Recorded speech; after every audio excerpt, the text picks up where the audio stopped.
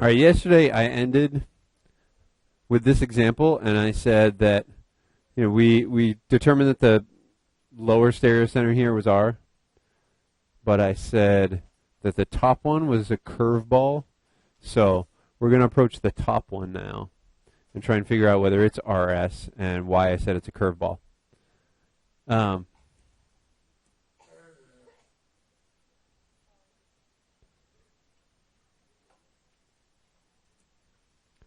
So for this top carbon, I need to assign priority to my four groups.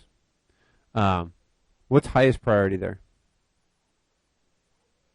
The O, yeah. Oxygen is definitely top priority.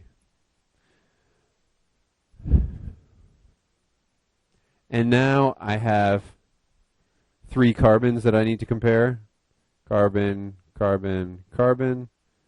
So I need to decide which of those is highest, which of those is lowest.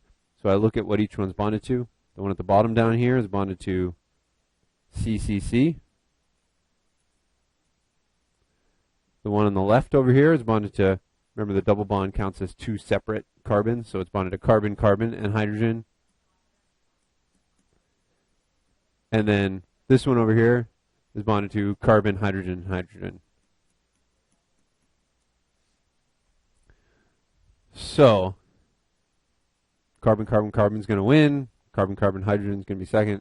Carbon, hydrogen, hydrogen is going to be third. So here I have priority 2, priority 3, and priority 4. Now what's the problem with trying to assign RS?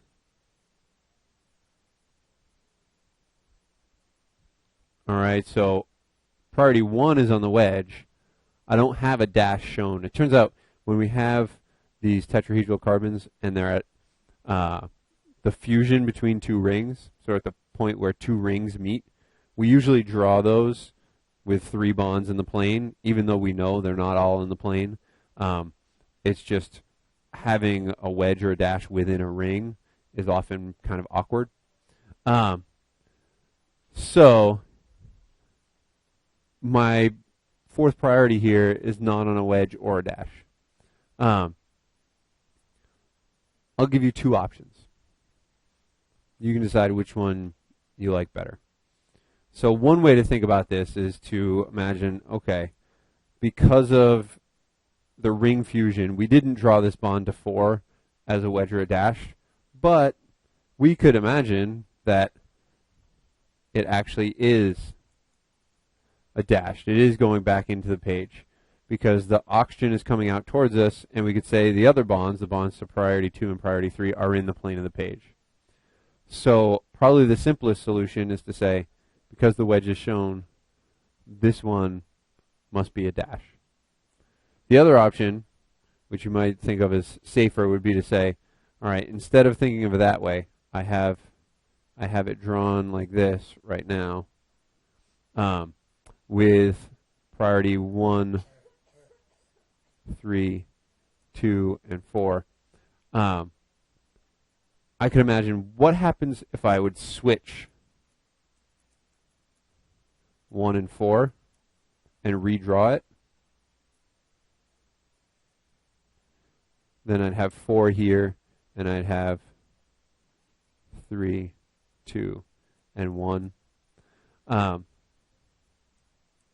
I were to switch 1 and 4, now I would have priority 4 on the wedge. All right, so the question is, wait, that's legal?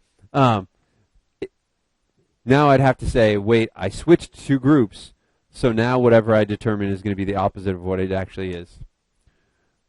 All right, so let's do our determination. If I go with the structure over here on the left, I would go from 1 to 2 to 3. And I'd say, okay, number 4 is going into the page. So 1 to 2 to 3, I'm going clockwise with 4 going into the page, so this would be R. If I went with this other technique of switching so that 4 was on the wedge, then 1 to 2 to 3 would be clockwise with 4 coming towards me. So this would be S, which means my original one would be R. So either way, I get that it was R. And now I think, man, all right, that's good. The first two are at, these are both R. Questions about how you assign R and S. This is a skill I'm going to make you practice a lot because it makes your life a lot easier, particularly if you have trouble visualizing things in your head and you want to be able to do things on paper instead of in your head. All right. So now let's talk about molecules as a whole. We've been looking at asymmetric carbons and said that asymmetric carbons can make chiral molecules. Originally we said chirality was the property of something that is not identical to its mirror image or not superimposable on its mirror image. So a chiral molecule is a molecule which is not superimposable on its mirror image.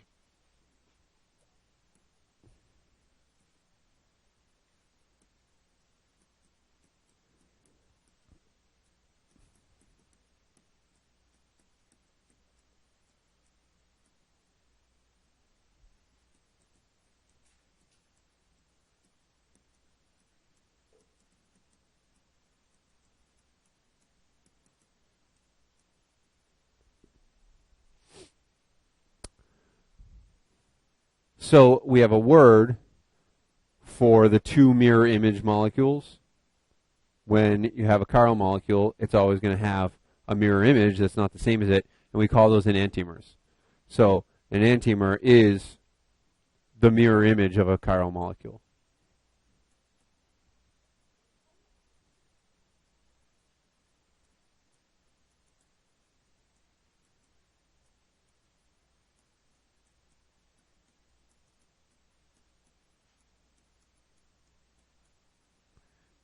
So we'll talk about pairs of enantiomers. Anytime you have a chiral molecule, it's got a pair. It's got a partner that we call its enantiomer.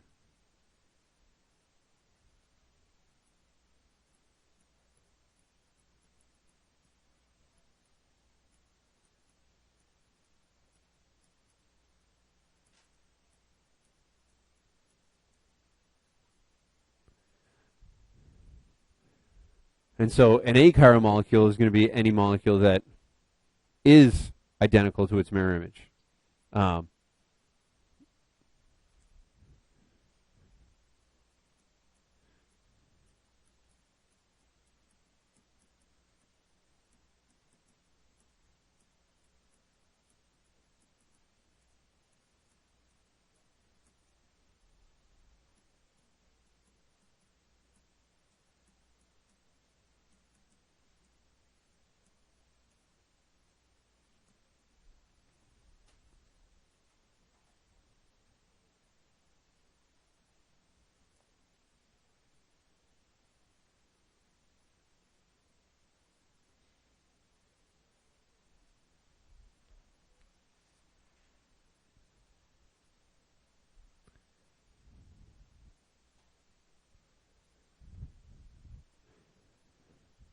So sometimes it's relatively easy to spot when a molecule is chiral, and sometimes it's a lot harder.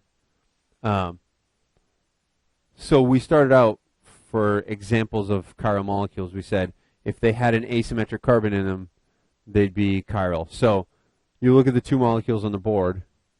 The one on the left has an asymmetric carbon.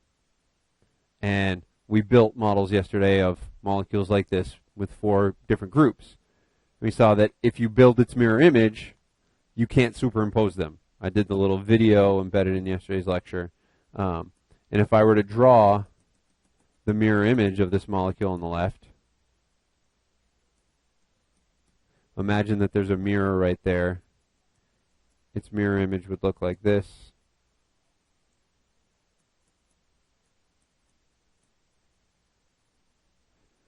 And it turns out those are not superimposable.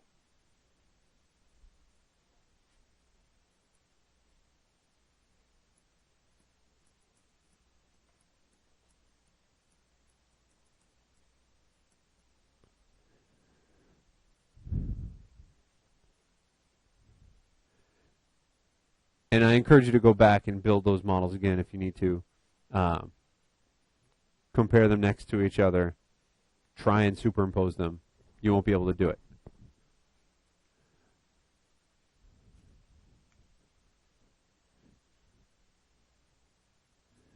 So these molecules on the left are chiral. On the right, what's different?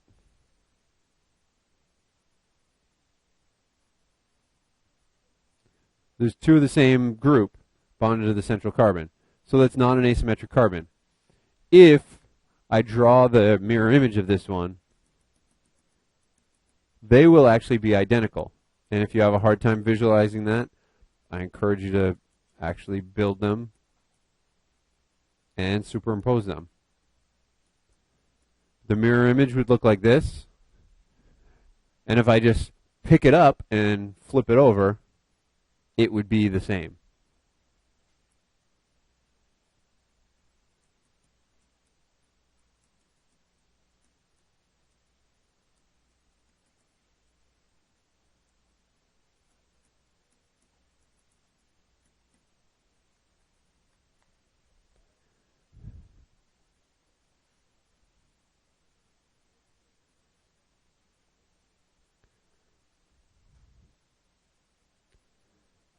All right, so that's pretty simple.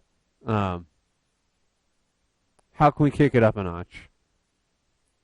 I want you to consider this molecule. And at this point, it would be helpful to actually build a model of this molecule, maybe build a couple of models of this molecule. I do have some already built in the room, but take a moment, pause, and build a model of it.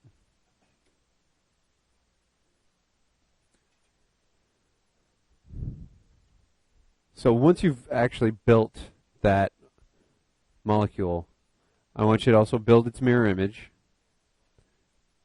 and then see if you can superimpose its mirror image upon it.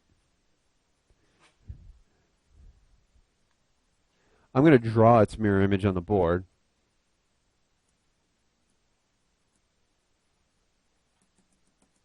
I imagine there's a mirror right here in the middle. So the mirror image would look like this.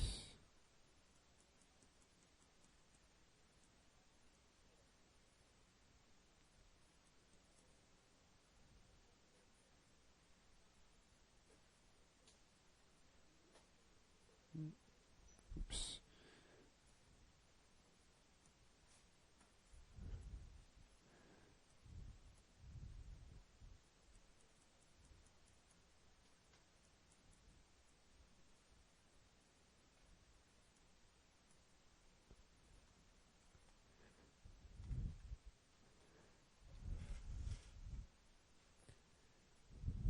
So build this molecule, build its mirror image, and then see if you can superimpose them. And if you're struggling with this, check in with me.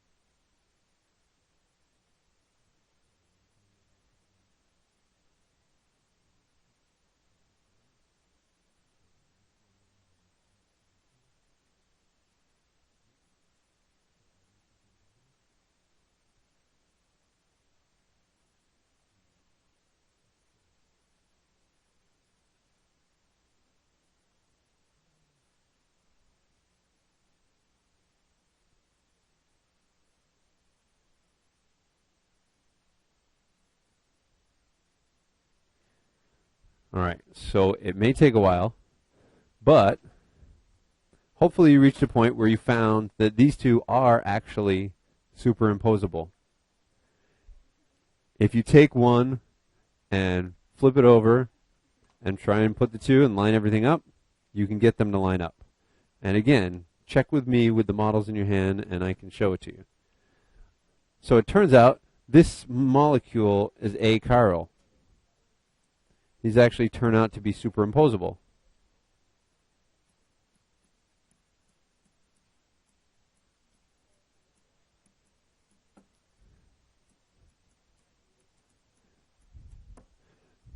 It's an unexpected result because this molecule definitely has two asymmetric carbons.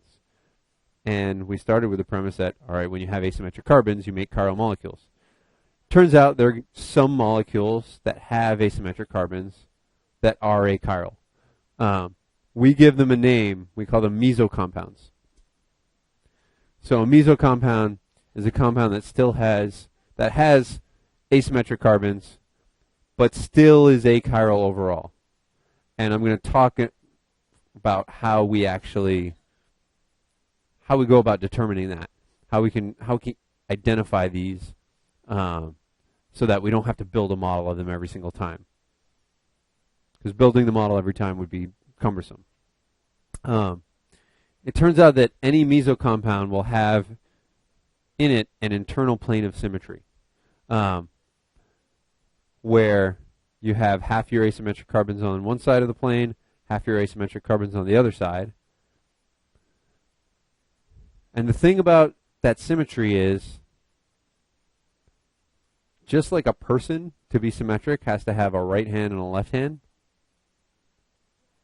if a person had two right hands, the symmetry would be broken between the two halves of their body.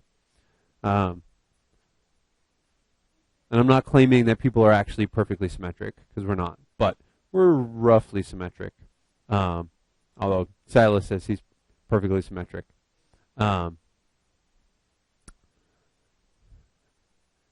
There's actually people who rate the symmetry of people's faces, and somehow that's supposed to relate to their attractiveness. And yeah, the comment was made, Abraham Lincoln's face isn't really symmetrical. There was a great Radiolab episode about that symmetry. I'd have to look it up. I forgot the title. But yeah, if you look at a portrait of Lincoln and you look at it reversed, it looks kind of sinister for some reason, I think. But anyway, a person with two right hands would definitely not be symmetric, or a person with two left hands. To be a mesocompound, you have to have an R stereocenter on one side and an S on the other. So a right hand and a left hand. The mirror plane may not be obvious.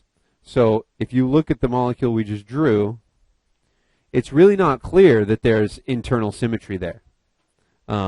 It's kind of hard to find the internal symmetry in the conformation that we're looking at it. But we can rotate around the central carbon-carbon bond.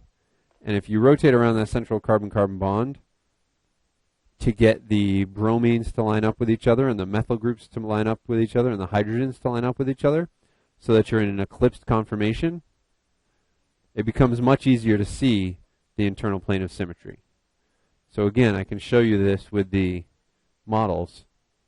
But if you rotate around the central bond so that everything's lined up and eclipsed with each other, now it's much easier to see that right down the center of the molecule there is a plane of symmetry. So it's a little hard to see. I'll turn the lights off. So we were originally looking at it in the conformation shown on the left, and in that conformation it's really hard to see the plane of symmetry.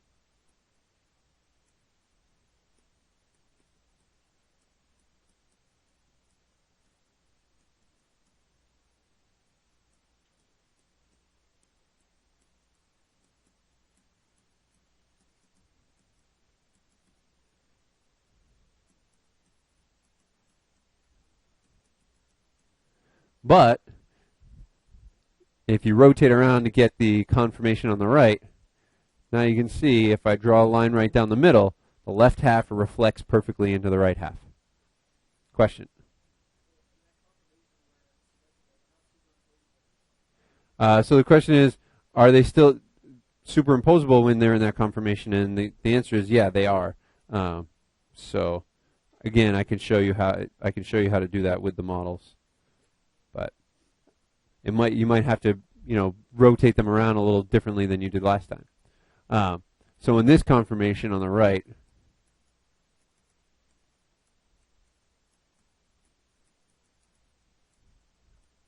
you can see the plane of symmetry.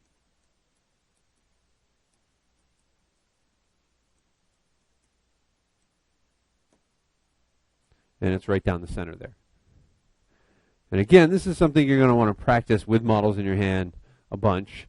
But once you kind of get that idea, then you're going to want a simpler way to go about it. So let me give you a simpler way to go about it.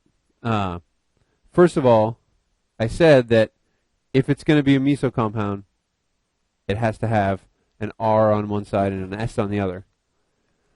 So the simpler way for me is to assign the RS configuration of each stereocenter. So I look at this molecule here. It looks sort of symmetric because on the left side I have an asymmetric carbon bonded to methyl, bromine, and hydrogen. On the right side I have an asymmetric carbon bonded to methyl, bromine, and hydrogen. The next thing I'm going to do is assign RS configuration to each of those. So for the one on the left, bromine's number 1, this is number 2, methyl's number 3, hydrogen's number 4. So 1, 2, 3.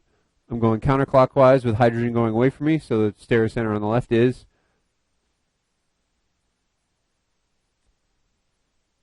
waiting. Counterclockwise, hydrogen going away from me.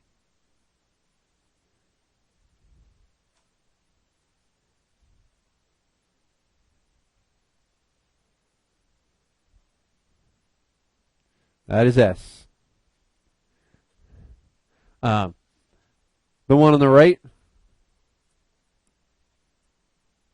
bromine's number 1, this other group's number 2, methyl's number 3. Now I'm going counterclockwise, 1 to 2 to 3, with hydrogen coming towards me, so that's R. So notice I have one S and one R, and the molecule symmetric. I know it's going to be a meso compound then. Because if I look at the mirror image is going to be R configuration and S configuration. So the mirror image is just the same molecule flipped over. So when you look at a molecule that has multiple stereocenters and it looks like it might have some symmetry to it, assign the RS configuration. And if one is R and one is S, then it's probably a meso compound. If they're both R or they're both S, then I can guarantee you it's not a meso compound without even trying to find the internal plane of symmetry. So I say, oh, a molecule with 2 right hands can't be symmetric, or a molecule with 2 left hands can't be symmetric. So if we imagine what the other two, because we could come up with 2 other stereoisomers of this. One would be the RR isomer, and one would be the SS isomer, and they would be enantiomers of each other. So if I do this instead, bromine here and hydrogen here, and then bromine and hydrogen, and compare that to its mirror image,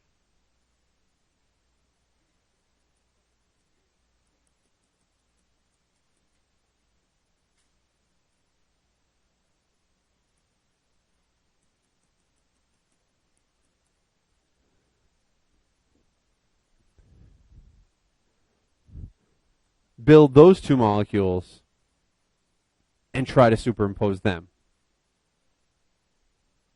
So take your model, all you're going to have to do is switch around a couple of bonds, build these 2 molecules and try and superimpose them.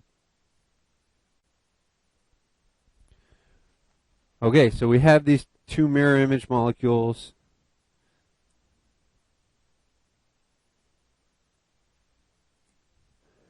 The one on the left here is 1, 2, 3. The one on the left here is S configuration. The one on the right is RR configuration. And these are enantiomers. These are a pair of enantiomers.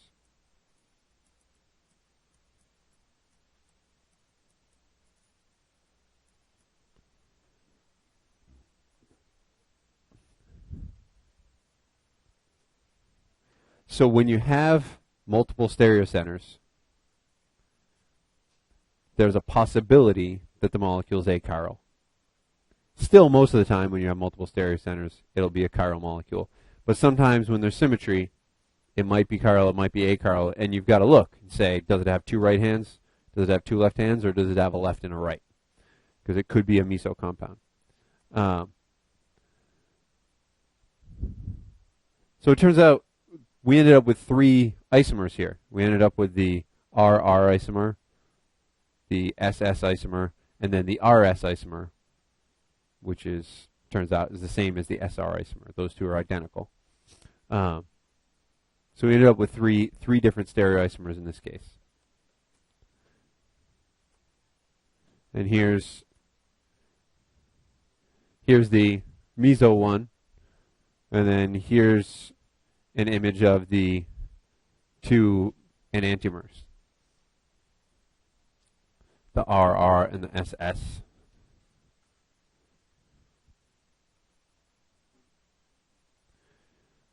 So if you're trying to spot when something might be a meso compound, number 1, it has to have an even number of stereocenters. If it's an odd number of stereocenters, it definitely has to be chiral, because there's no way for it to have that symmetry if there's an odd number. So there has to be an even number of stereocenters. Half of them must be R and half of them must be S. And then each R stereocenter has to be bonded to the same 4 groups as the corresponding S stereocenter on the other side of the molecule.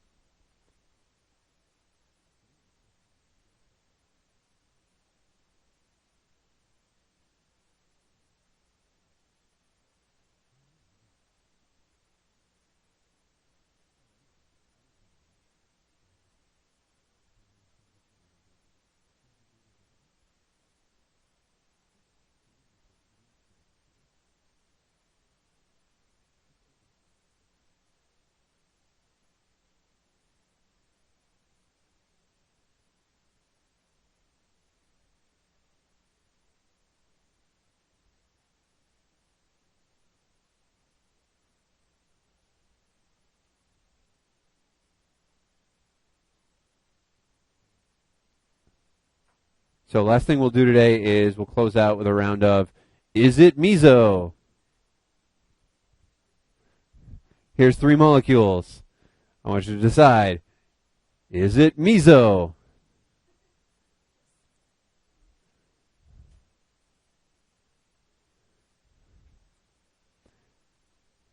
And then give a little explanation for why you think it's meso or not meso.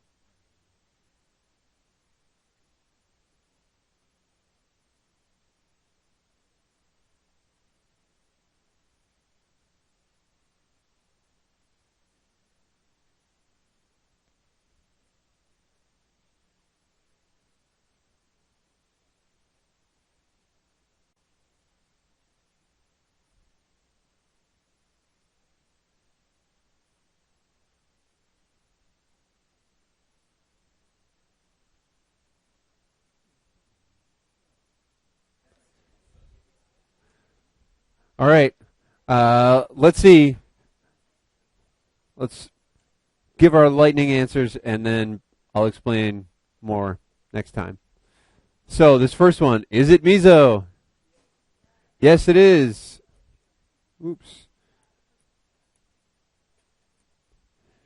Yes, it is, because 1, 2, 3, this is R. 1, 2, 3, this is S. And it's symmetric. All right, the second one, is it meso? No. All right, now, it's got 1, 2, 3, this one is S. 1, 2, 3, this one is R. So it's got one R and one S, but it's not symmetric because those two aren't bonded to the same four groups. The chlorine and the bromine aren't equivalent. So you have two inequivalent groups, chlorine and bromine. How about the one on the right? 1, 2, 3, this is R. 1, 2, 3, this is